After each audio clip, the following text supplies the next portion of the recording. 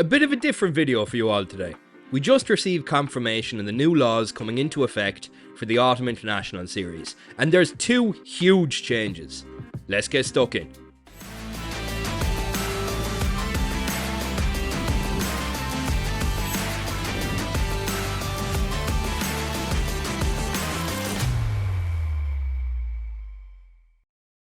So first off is a 20-minute red card.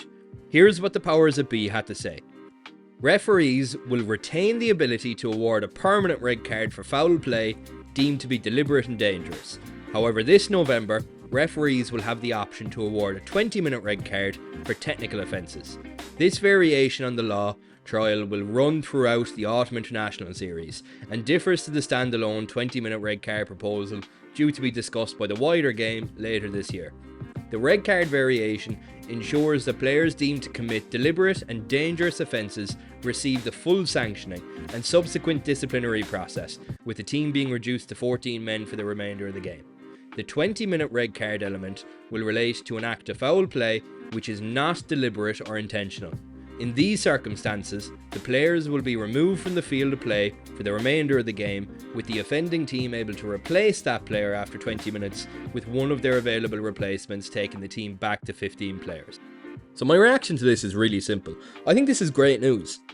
Everybody lost their heads online when a 20-minute red card was first proposed, saying that star players are going to be targeted and injured and the 20 minutes wasn't severe enough of a punishment. This variation absolutely addresses that because it allows for a full permanent red card to still be shown.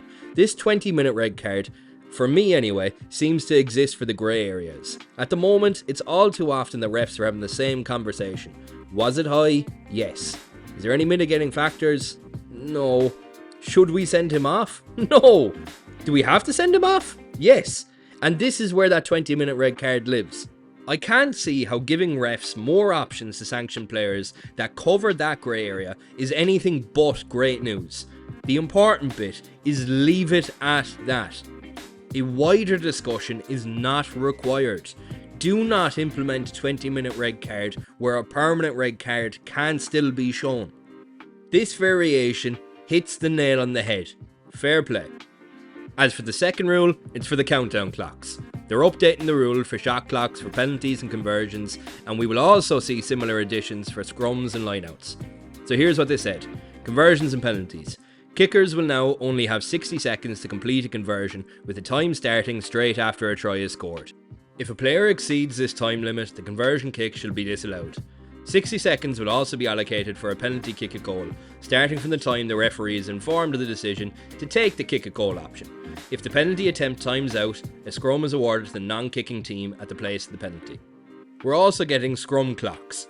A scrum must be set within 30 seconds of the referee making their mark for the scrum. A free kick will be given against the team deemed to be causing the delay. And likewise, we're getting line-out clocks. A line-out must be formed within 30 seconds of the assistant referee signalling the mark for a line-out. A free kick will be awarded on the 15-metre line against the team deemed to be causing the delay. Now this is all very in line with recent changes, such as the players must retreat rule that we've seen implemented this year. It speeds the game up, something that World Rugby are obviously keen to do. They think that in doing so they're going to attract a broader audience.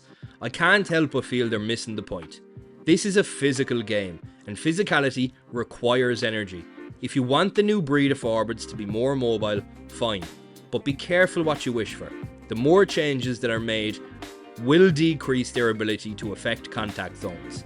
I don't hate this change half as much as removing scrums, the goal line dropout. It just seems like putting a time limit on the scenarios that World Rugby thinks slow the game down is the solution they should have implemented first of all, instead of just removing them from the game entirely. So what do you guys think? Will these laws be accepted by the fan base? On a scale of goal line dropout to 50-22, where would you rank them? Cheers for watching, catch you at the next one.